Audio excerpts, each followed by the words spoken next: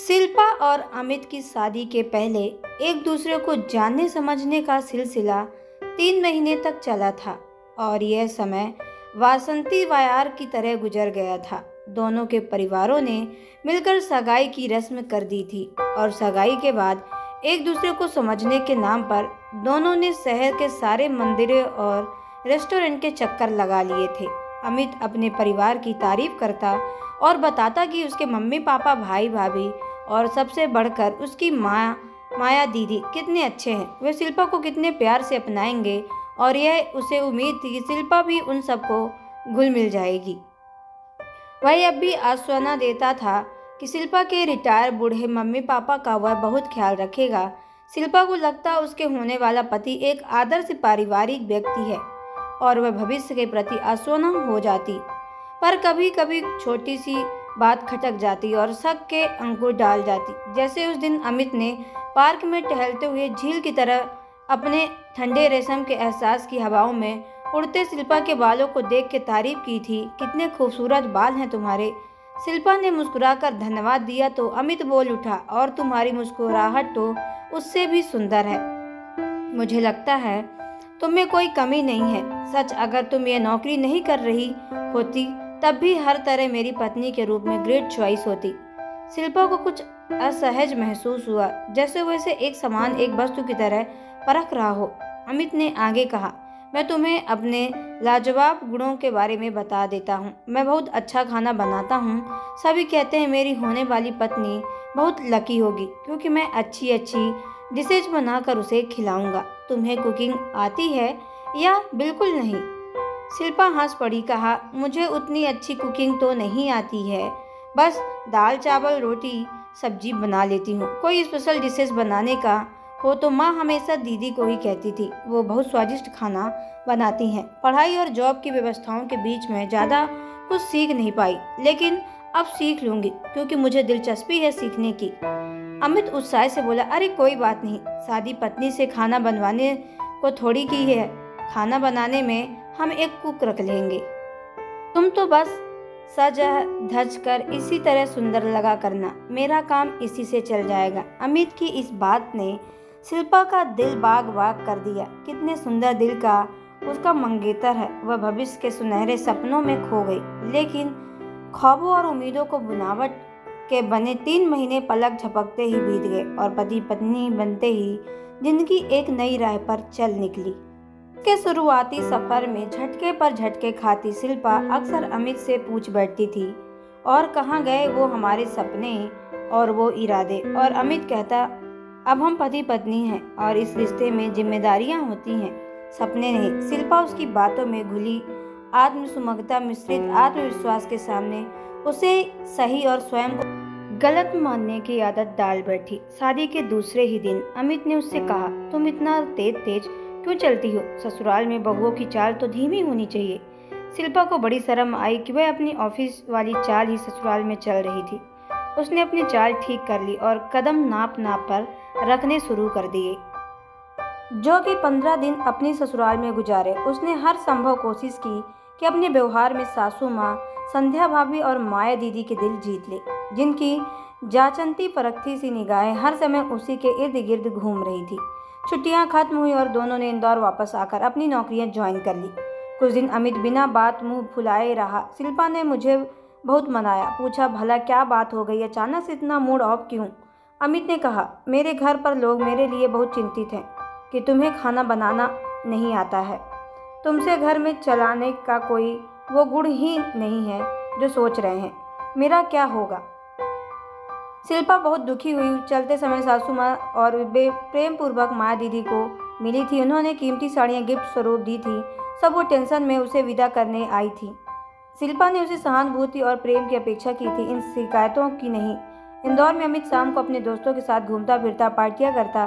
Shilpa office से घर आकर यूट्यूब से तरह तरह के व्यंजन बनाने की विधि सीखने की कोशिश करने लगी। अमित भी चालाक था। खाते वक्त वह उसके बनाए व्यंजनों की खूब तारीफ भी कर देता, लेकिन अपने दोस्तों के यहाँ पार्टी में जब उसे ले जाता तो दोस्त की पत्नी के बनाए भोजन की प्रशंसा में ये शब्द जरूर जोड़ देता, भाभी जी क्या डिनर बनाया था आपने, जरा हमारी बीबी साहिबा को भी कुछ सिखा दें। अपनी जिंदगी तो दाल भात व आलू भुजिया पर ही कट रही है। भाभी जी प्रसन्नता पूर्वक खिलखिला उठी और शिल्पा उदास हो उठी। बाद में अमित, इसके लिए भी क्या क्लास लगाता, इतने भी अनसोशल क्यों हो तुम। अभय ने और सुशील की पत्नियों को देखा कि कितनी हंसमुख है, तुम्हें तो बस मुंह में लटकाना बैठना आना चाहिए। मैं भी हंसमुख हो लेती अगर इस तरह सबके बीच तुम मेरी बुराइयां नहीं गिनवा रहे होते। कौन सी बुराइयां? अरे अपने बारे में सच्चाई सुनना पसंद नहीं तुम्हें, और थोड़ा सहजता से लिया करो इन बातों को। शिल्पा मन मारकर चुप हो जाती। ऐसी बातों पर उसने जान लगा दी कि घर बार के कामों में एक्सपर्ट वो सबसे ज़्यादा बन सके। पर अमित को प्रसन्न कर पाना टेढ़ी खीर साबित हो रहा था। सारे घर की सफाई करके वह चमका देती तो अमित को खिड़कियों पर धूल नजर आ जाती, और वह छुट्टी के दिन खिड़की दरवाजों की साफ सफाई में व्यतीत कर देता। तो यदि कोई मेहमान घर की स्वच्छता सुंदरता की प्रशंसा कर दे तो कहता, अरे यह तो मैं ही इतना सफाई पसंद, मुझे तो वहाँ धूल नजर आ जाती है, यहाँ किसी को नजर नहीं आती। रोज रोज के भाषणों से थकी और पकी हुई शिल्पा ने एक पल को चाहा कि काश उसकी शादी किसी अव्यवस्थित शख्स से हुई होती तो ठीक रहता। उसके लिए अमित ने न कभी किचन में हाथ आजमाया और न ही कभी घर सजाया। वह जाने की कितनी लकी है, वह इस तरह कुछ समय गुजारा और शिल्पा ने 2 जुड़वा बच्चों की मां बन गई। अब अमित ने घर में एक कुक रख लिया था और उसकी मां भी उसके साथ रहने लगी थी। शिल्पा को अब नौकरी, घर, बच्चे तीनों में जूझना होता था, लेकिन अमित का रवैया मददगार होने के बजाय और भी आक्रामक हो उठा। वह दिन रात उसके कामों में नुक्स निकालने के अलावा और कुछ भी वो काम नहीं करता था। शिल्पा अपने तनाव को अपने बूढ़े मम्मी पापा से उनके कुछ पूछने पर भी ना बताती, क्योंकि अपनी चिंताएं उन पर थोप कर इस उम्र में उनको दुखी नहीं करना चाहती थी।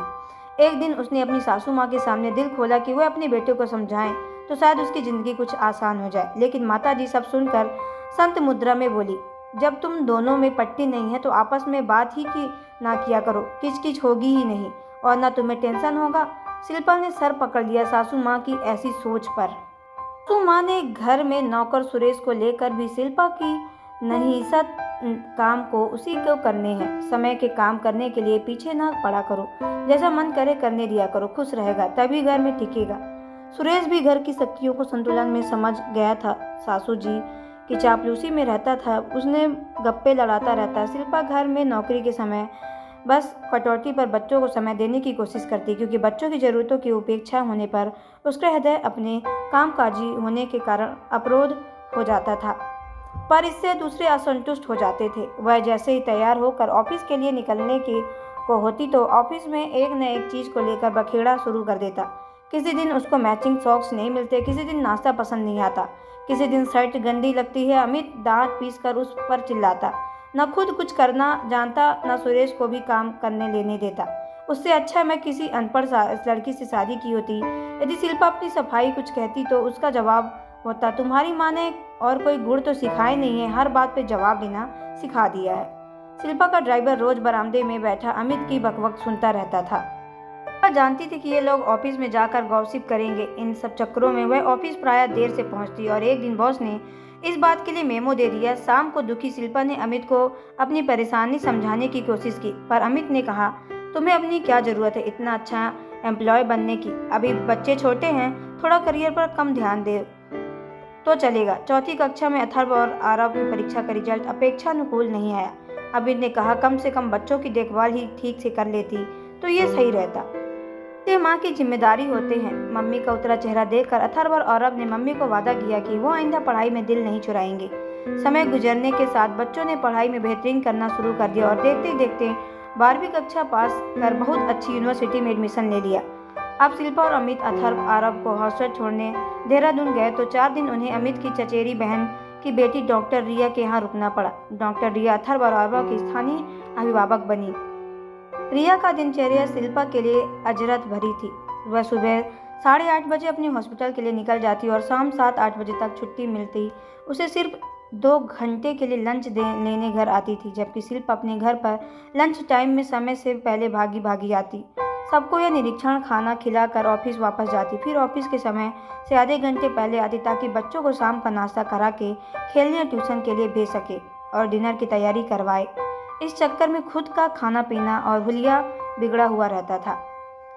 अमित कहता कि तुम दुनिया की सबसे अनएक्सपर्ट महिला हो, कामकाजी महिला हो। यह रिया को हर वक्त संवरी हुई परफेक्शन की मिसाल दिखती है। अपना कार्यक्षेत्र भी वह अपना बहुत कुशल है। अपने ढेरों अवार्ड्स और सर्टिफिकेट्स में घर सजे हुए हैं। अमित ने रिया के लिए इसके लिए बहुत शाबाशी दी और घर लौटकर वह उसके गुण गाते ही नहीं थक रहा था। शिल्पा ने यह भी देखा कि कैसे रिया के घर पर उसकी सासू माँ ने किचन की देखभाल और सबको प्रेम से खिलाना सब अपनी निगरानी संपन्न करवाया। घर में हर काम रिया से अधिक उसका पति विकास सहायता करता था। रविवार का दिन था। घर पर कई काम मुंह बाय का इंतजार कर रहे थे। किचन रैक्स की सफाई करनी थी, पर्दे मशीन में धुलने को डालने थे, सर्दियों के कपड़े निकालने थे। अच्छा होते रहेंगे काम। शिल्पा ने खुद का रूखा सूखा चेहरा ड्रेसिंग टेबल के शीशे में देखा और सोचा फेशियल करवा लेना चाहिए। 2 साल पहले किसी रिश्तेदार के यहाँ शादी थी, उसी समय करवाया था। वह पर्स पर उठाकर निकलन लगी तो अमित ने टोका, कहाँ जा रही हो तुम? हाँ, थोड़ा ब्यूटी पार्लर में आती हूँ। मेरा दिल्ली वाला दोस्त सुमित अपने परिवार के साथ हमारे यहाँ डिनर पर आ रहा है, उसकी तैयारी करनी है। हाँ तो सुरेश कर लेंगे, उसने रुखाई के साथ कहा और निकल गई। अमित उसकी उद्दंडता पर चकित रह गया। 4 बजे लौटने के बाद उसने डिनर को थोड़ी बहुत तैयारी करवाई। तब समय सुमित सब परिवार आ गया। उसकी पत्नी बहुत ही खुश मिजाज थी। उसने शिल्पा के उसके बनाए व्यंजनों की तारीफ की और रेसिपी पूछी। शाम अच्छी थी, गुजर गई, पर उसने जाते ही अमित पर उसने बरस पड़ा। तुमने इतने बेसन और मार्केट लाए हुए रसगुल्ले स्वीट डिश में रख दिए थे। दोस्त इतने सालों बाद आया था, क्या गाजर का हलवा नहीं बना सकती थी? गाजर नहीं थी घर में तो ले आती। सारा दिन तो मार्केट में घूमती रही हो, लेकिन इतना मैनेजमेंट तुमसे ना हो सका कि घर में जरूरत की चीजें मौजूद रहे समय पर। इसके बाद जो हुआ अमित ने उसकी उम्मीद नहीं की थी। शिल्पा ऐसे सुलग उठी और ऐसे सूखी तीलियों की चिंगारी दिखा दी। अरे, आग भरे दृष्टि से देखते हुए मानो शब्दों को तोड़ तोड़ कर कहा, अगर मुझे मैनेजमेंट नहीं आता तो तुम खुद ही कर लेते ना। कोई जरूरी नहीं है कि सब कुछ दूसरे ही करें और तुम निंदक की परमानेंट पोस्ट विराजमान रहो। जब इतना ज्ञान तुम्हारे पास है ही है तो कभी उस ज्ञान को खुद ही उपयोग लाया करो, तब तक दूसरों को बांटते रहोगे। यह कर उसने अपने रूम का दरवाजा बंद कर लिया। उसके बाद उसकी बातचीत बंद हो गई। उसने घर के कामों को हाथ लगाना भी बंद कर दिया। आज उनका यह अबोला शुरू हो 2 महीने बीतने को है। शिल्पा का बड़ा आराम है, ना बोलने के फायदे हो सकते हैं और ना ही उसने पहले सोचा ही नहीं था। ना तो हर घंटे चाय बनाओ की डर लगती है और ना ही एक गिलास पानी देने की। और भांति भांति के दूसरे उन कामों से मुक्ति मिली जो पतिदेव खुश करने के लिए किया जाते थे, पर जिनके पति देवता कभी खुश नहीं होते।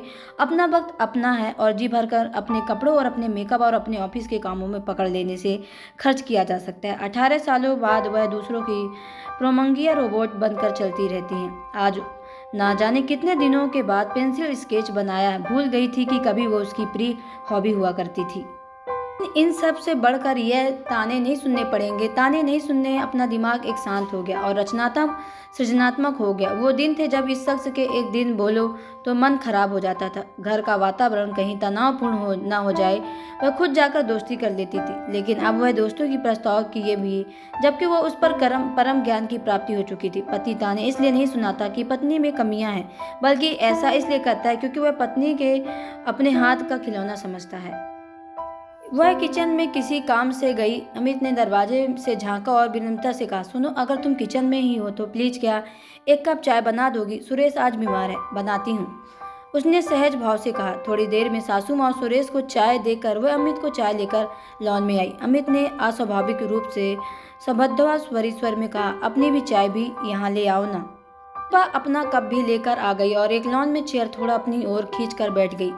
कुछ एक पलों असहज की चुप्पी के बाद शिल्पा ने कहना शुरू किया, मैं आपको विनम्रता पूर्वक और सुनचार्थ कुछ बताना चाहती हूँ। अमित ने प्रश्नवाचक दृष्टि से देखा तो उसने आगे कहा, आपसे घर के काम में उसी सीमा तक करूंगी जितने में मेरे स्वास्थ्य के लिए कोई विपरीत असर न हो, मेरा करियर और व्यक्तित्व का प्रभावित न हो। जैसे यदि मेरे हाथों की चाय पीनी है तो सुबह शाम नियत समय पर मिलेगी। छुट्टी के दिनों में 10 बार चाय पीने का मन हो तो आप अपना और सुरेश को मिलकर मैनेज कर लेना। कारण यह कि आपकी सराहना मुझे इस जीवन में मिली ही नहीं है। मैं कम से कम अपना व्यक्तित्व और जीवन बचा हुआ अंश तो अपने लिए समेट लूं। आप इतने ज्ञानी पुरुष हैं, वह प्रसिद्ध कहावत तो सुनी है, होगी जब से कुछ नष्ट हो रहो कम से कम आधा बचा लेना हुई बुद्धिमानी। इतना कहकर शिल्पा खिलखिला उठी। अमित को याद नहीं पिछली बार वह कब डब्बू शिल्पा किस तरह खुलकर हंसी थी। अमित को यह याद नहीं था कि पिछली बार वो कब इस तरह हंसकर देख रही थी।